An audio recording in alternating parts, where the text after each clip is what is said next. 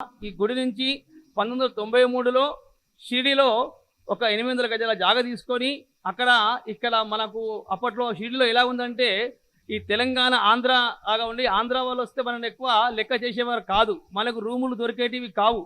కావున ఈ యొక్క సాయిబాబా సమాజం వారు మనం పోయిన వాళ్ళకు అక్కడ రూమ్స్ ఉండాలి, మనం ఇక్కడి తెలంగాణ మన హైదరాబాద్ నుంచి పోయే వాళ్ళకి రూమ్స్ ఉండాలనే సంకల్పంతో అక్కడ 800 గజాల జాగ తీసుకొని అక్కడ సత్రం నిర్మించడం జరిగింది. 35 రూములు. ఇక్కడ వచ్చిపోయే వాళ్ళు అందరూ కూడా సంతోషపడ్డారు. ఇక్కడి నుంచి పోయే వాళ్ళకి ప్రస్తుతానికి అప్పుడు 1 వారం ముందు ఉంది, ఇప్పుడు 2 వారాల ముందు వాళ్ళకి షిరిడి పోయే వాళ్ళకు వాళ్ళు ఇక్కడ నుంచి రూమ్ తీసుకొని వెళ్ళవచ్చు. నామినల్ రేట్స్ అనమాట. చిన్న సింగిల్ అక్కడ షిరిడిలో 500, 1000 తక్కువ రూములు ఉండవి. మన దగ్గర 270 సింగిల్ రూము, డబుల్ రూమ్ 380 రూపాయలు, ఏసీ రూము 700 రూపాయలు. ఈ విధంగా మనము తక్కువ ఉండాలని చెప్పేసి ఈ విధంగా ఏర్పాటు చేశాము. అదేవిధంగా 2003లో వృద్ధాశ్రమం కడదామన్న సాయిబాబా సమాజ సంకల్పంతో 2003లో సామీర్పేటలో 3.5 ఎకరాల జాగ తీసుకోవడం జరిగింది ఈ సంస్థానం నుంచి. అది 2012లో అక్కడ ఓల్డ్ ఏజ్ వృద్ధాశ్రమం కట్టాం. 3.5 ఎకరాల చక్కగా ఉంది.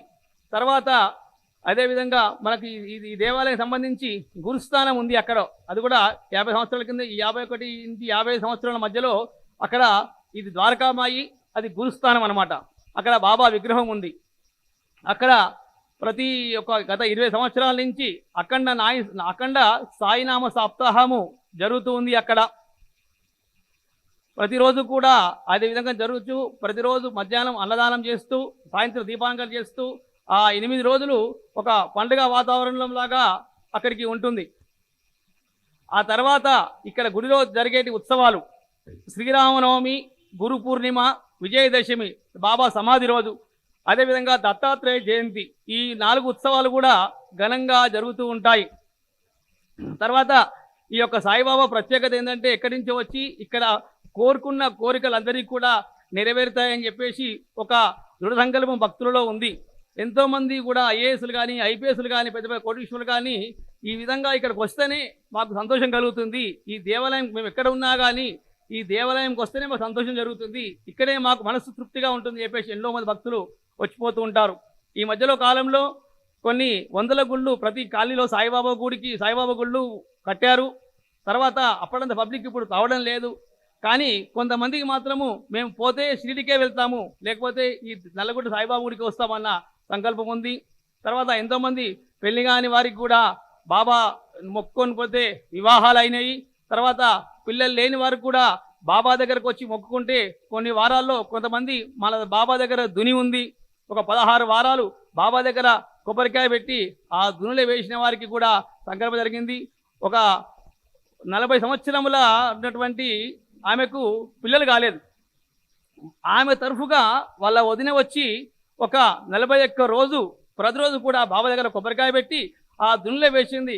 ఆశ్చర్యము, ఆమెకు సంతానం కలిగింది, ఒక అబ్బాయి పుట్టాడు. అదేవిధంగా నమ్ముకున్న వారికి నమ్ముకున్నంత ఎవరికైనా కానీ నమ్మకం అనేది ఉండాలి. ఆ నమ్మకం ఉంటే బాబాకు ఉండేసిందంటే శ్రద్ధ, సబూరి, ఓపిక, సహనము, ఈ 2 ఉంటే బాబా సూక్తి చెప్పేవారు.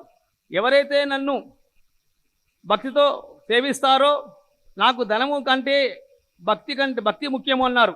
నాకు ఎవరైతే శ్రద్ధా సహనంతో పూజ చేస్తారో వారి వెన్నంటే ఉండి వాళ్ళు 7 సముద్రాలు లోతున్నా కానీ పైకి తీసుకొస్తానని అంటారు బాబా.